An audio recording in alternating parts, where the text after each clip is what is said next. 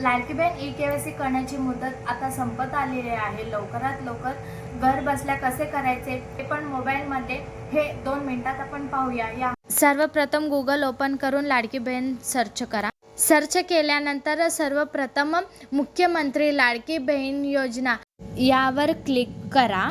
समोर तुम्हाला ई-केवायसी प्रक्रियेचा ऑरेंज बॉक्स दिसेल, त्यावर क्लिक करा। क्लिक केल्यानंतर आधार कार्ड नंबर टाका, कॅप्चर टाका आणि खालील बॉक्सला टिक करा। आधार लिंक मोबाईल नंबरला OTP येईल, OTP टाका।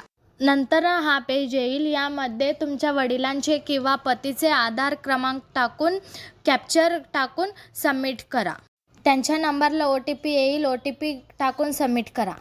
OTP टाकल्यानंतर हा पेज ओपन होईल। आता इथे तुमचा कास्ट विचारला जाणार आहे।